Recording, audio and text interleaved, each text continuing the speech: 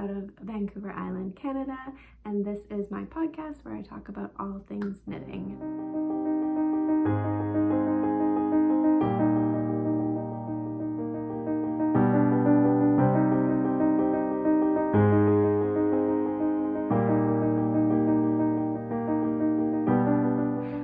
Please disregard my little cold sore situation happening here. It's life, such is life. But today I wanted to talk about some of my whips, a little bit of acquisitions in the way of books, and I'll save some spinning talk for the end. So for those of you who are not really into spinning or it's not your cup of tea, then you can just skip over that. So let's get started. To start with, I'll share what I'm wearing. This is my Doppio sweater. The pattern is by Seunghee Hong, and I'll share all the information in the description box below, but this was a test knit that I did for her using superwash worsted, an undyed superwash worsted yarn held with mohair. So the color that you're seeing in this is just the color from the mohair, and that is a mohair by Zeezee Textiles in the colorway Baroque. And I think this has been one of my most worn sweaters this winter, actually. The fit is phenomenal. It's so soft. It's my husband's favorite sweater because it's so soft, but even when I go to like hug a friend or, you know, they touch you on the arm, everyone comments on how soft it is. It's pretty cozy.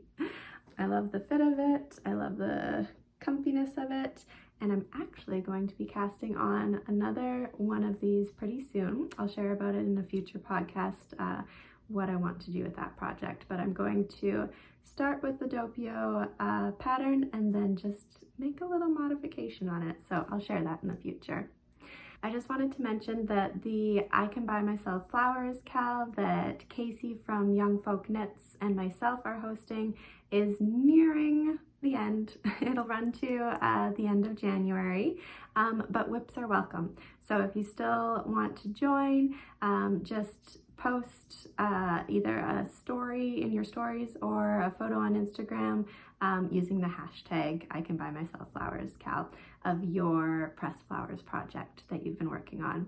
When I forgot to mention, when you do enter for the I Can Buy Myself Flowers Cal, you'll be entered to win some prizes. So we've got some beautiful stitch markers from Sable & Stone. We have some project bags from Beautiful Sister and a gift card from Curio Fibre, as well as some patterns from myself.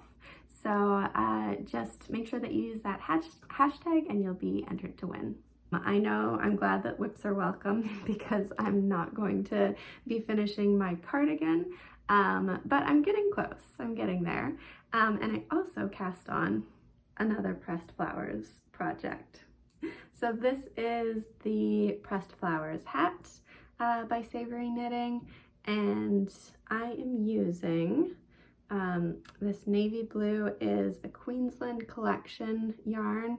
It's called Kathmandu Fingering. So it's mostly wool. I think it's 85% wool, and then there's about 10% silk and 5% cashmere. So yeah, it has a nice feel to it. And then the contrast color is Spincycle, and this is the colorway made for the Black Mountain Yarn shop.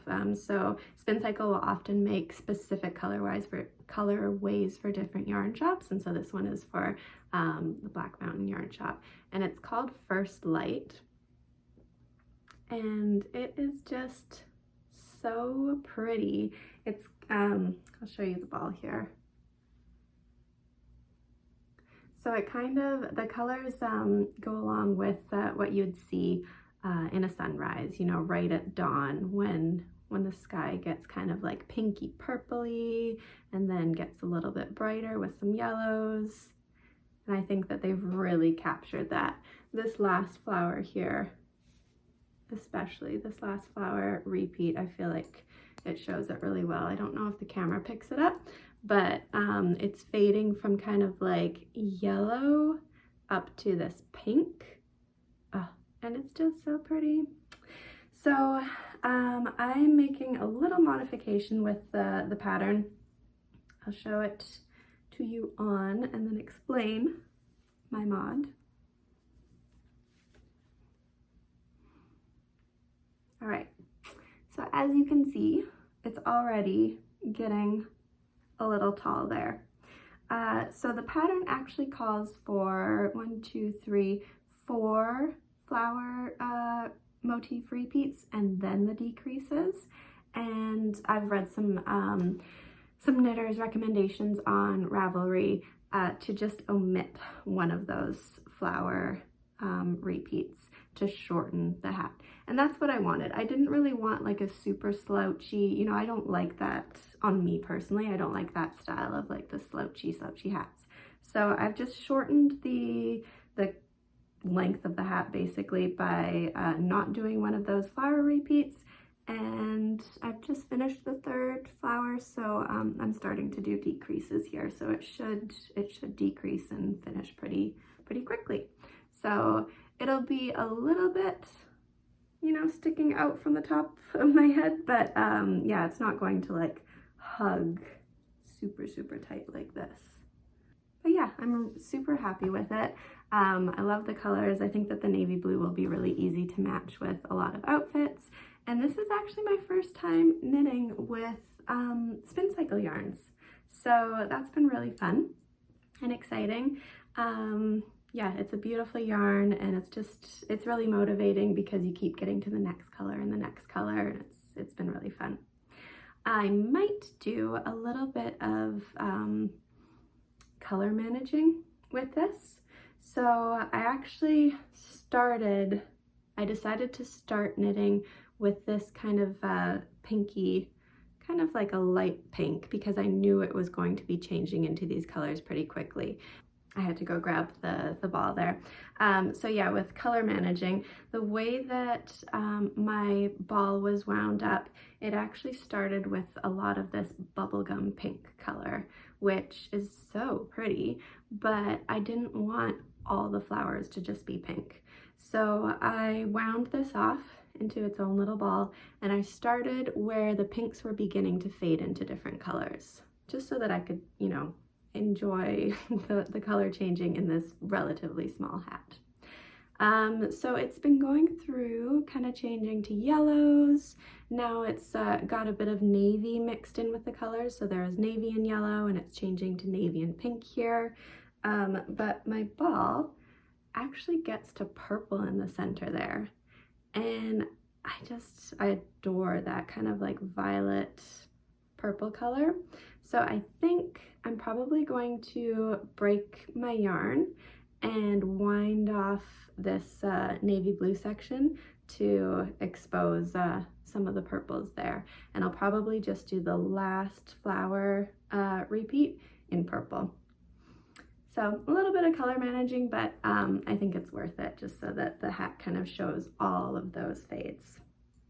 So that's my pressed flowers hat, and my goal is to get it done by the end of the month. So I will have one finished object for the I Can Buy Myself Flowers cal, and then I haven't made any progress on my pressed flowers cardigan, but I'll just show it to you briefly here in case you didn't see the last episode.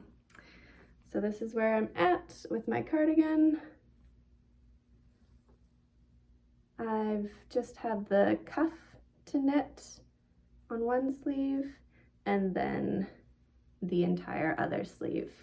But other than that, everything's done. I've got little stitch markers marking where I'm going to be sewing in my buttons, and I'm really excited to be able to wear this. I think it's going to be really fun. It'll, yeah, make any outfit just kind of fun and playful. So for this project, I am using Cormo for the main color, and then the contrast colors are another Queensland collection yarn called Rainbow Beach. And I feel like it's a great dupe for Spincycle yarns So if you're in the market for maybe something a little bit more affordable, Queensland Collection Rainbow Beach is very comparable to Spincycle. So my last whip is a test knit that I'm doing for 100 Acre Wool, who is Bella, and a lot of her designs are in Nutiden, which is an unspun yarn from owner AQUISITIONS. I've worked with it a few times in the past, and I just love the lightness of these of the fabric that it creates. It's super airy, incredibly warm, very rustic. It definitely slows you down when you're working with it because it can tend to pull apart quite easily. So I've had to learn to tension the yarn a little bit differently when I'm working with it and just go a little slower so that I'm, you know, pulling at it smoothly and just being aware that I'm not pulling it apart. Thankfully though, because it's just such like a grippy, rustic, airy wool, you can spit splice it super easily, or even without water, just rub the two ends together and it kind of latches onto itself again. So I'll show you it here. I'm holding it in a fun little project bag that my mom made me. This is all scraps of my old, you know, bits and pieces of fabric that were at her house, and an old handkerchief with these little kids playing. It's just the cutest thing. So my mom made up this project bag, and it's quite big, so I like to hold my sweater projects in it. So here is my test knit. Let's see here. And this is the Primaveral cardigan. So that is how far I've gotten on it. It's all over cables. So it's 1x1 ribbing with a cable detail going through there. When it's blocked, I feel like it's going to kind of like stretch it out a little bit more so that you can see the cabling. But I've got the body length finished. And so now I'm ready to start knitting the front right panel, front left panel, and the front back of the cardigan. And this is the yarn that I'm using. So it's Nutiden in the colorway Fibre. So it's just I'd say a warm gray. You know, there's a little bit of brown in there. And then every now and then there'll be a little bit of kind of like blue. Blue little flecks. But I like to wind up, whenever I'm using Nutiden yarn, I like to wind it up together in a ball. This pattern is calling for 2 strands held together, and instead of pulling from 2 different plates, I just wind them together in one big ball, and then it seems to be pretty easy to work with. Yeah, so I've been working away at that just slowly. I find that cable knitting is it slows me down a little bit. I think I'm really going to like the finished cardigan. It's going to be super easy to wear with the color and the style. But yeah, the actual knitting of cables is not my preferred method, but I'm looking forward to the finished sweater. So that's all I have for whips at the moment. I'm really trying to kind of just focus on these projects and get them finished. So I don't have too much to share there, but I wanted to share some acquisitions that I got recently, and it's not yarn. My husband and I just celebrated our 13th wedding anniversary the other week, and he surprised me with some knitting books. So I thought that I'd share them with you. I'm really excited about them. All right, so here are 2 of the books that he gifted me. He got them from a local bookstore here, and they're actually local authors, which is really cool.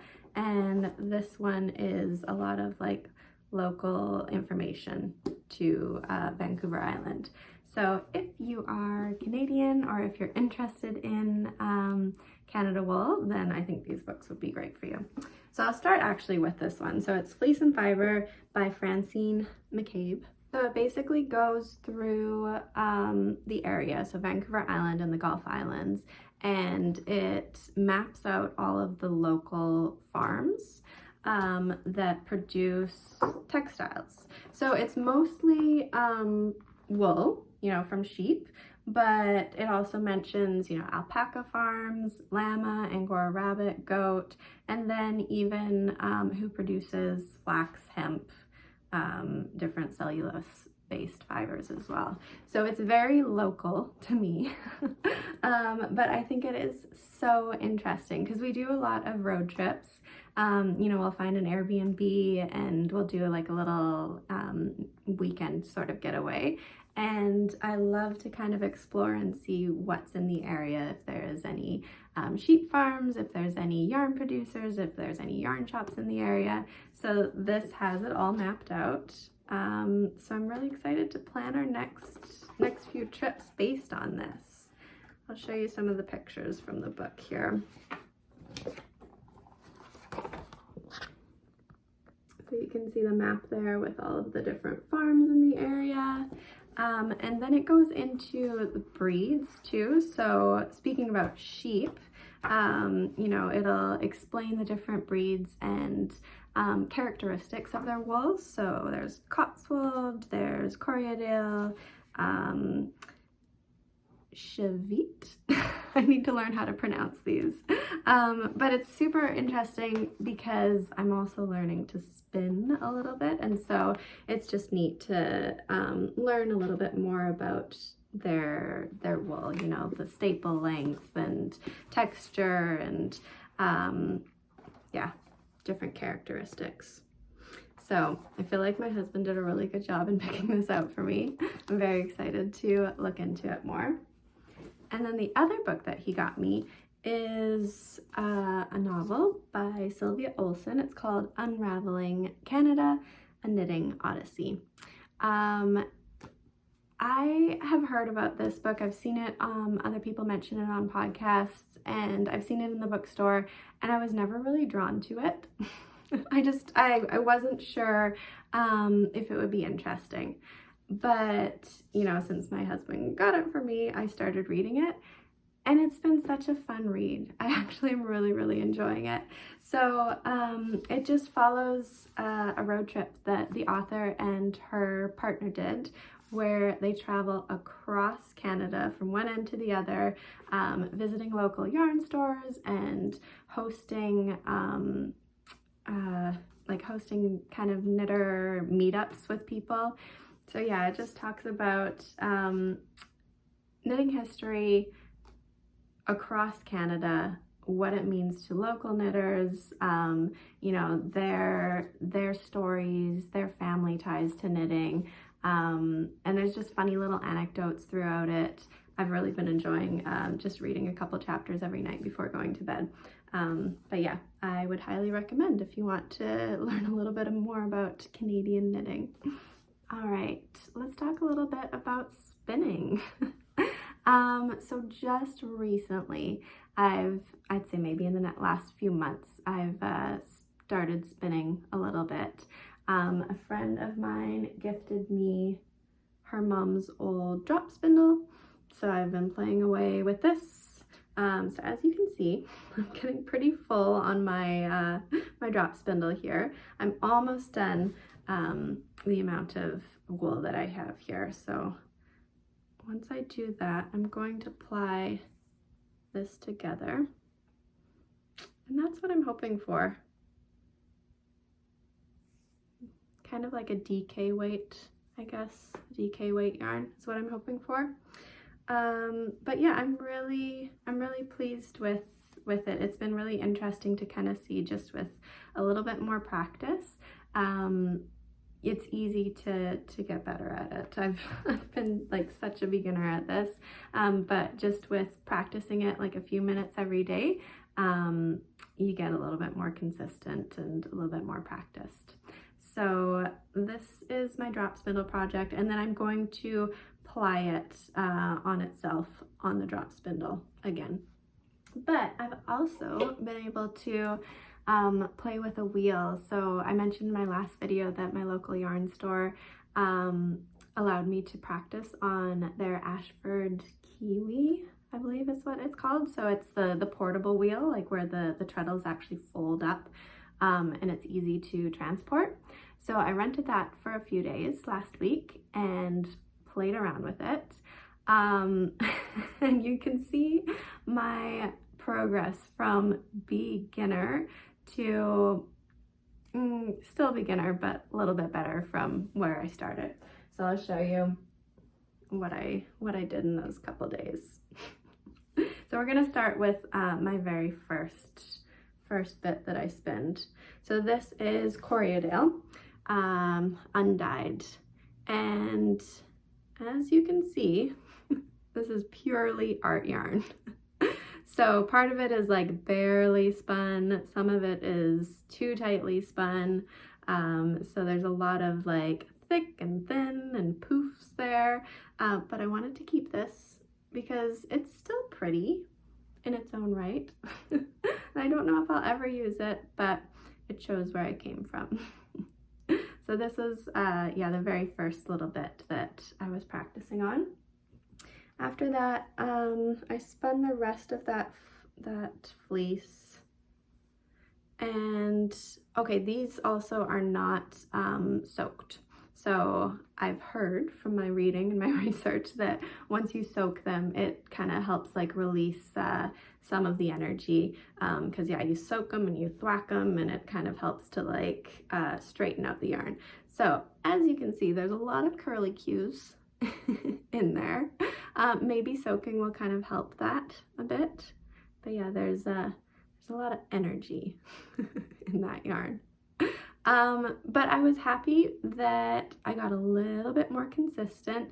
Obviously you can see like there's some parts there that are looser than others, but I was starting to get a feel for the wheel, you know, how to pace myself with treadling and feeding in the wool. So that was my second attempt. And then my third, I used another, I guess it was a braid. Yeah, I used another braid of Corriedale, and this was 3 undyed colors together. So there was cream, there was kind of a gray, and then brown. And I was really, really pleased with how much more consistent this one was. I feel like I was able to kind of keep them all very similar thickness, and plying too. I feel like it kind of evened things out. So my singles, you know, they're not as even. There's some that are like really, really skinny, and then others that are more floofy. But then once you plied them together, I feel like it kind of blurred it all together to make it a little bit more forgiving. So that's it there. So I'll wash this or soak it and see what it's like for yarn. But I'm really pleased with how it came out. And I'm not sure what I'll use it for. Maybe it'll be color work in a project, or it could be something small on its own. This is 50 grams, and I'm gonna get a nitty knotty so that I can figure out the actual length of what it is. But yeah, I'm guessing this is probably about like a worsted weight yarn. But it's been such an interesting experiment, and yeah, I've been having a lot of fun with it. So next up, I'm going to rent an e-spinner and see what I think about that. From what other people have told me, they say that they enjoy the spinning wheel better just because of the motion of treadling. Just feels a little bit more enjoyable. Whereas with an e-spinner, you just push a button and, you know, start feeding in the wool. I do feel like it might be easier to be more consistent because the speed's going to be more consistent on an e-spinner. But yeah, I'll see if I enjoy it as much as the spinning wheel. So that's where I'm at with my spinning journey. I've been accumulating more and more wools. Yeah, I've been picking up some braids from my local yarn store that I'm getting excited to spin. So excuse the crunch, but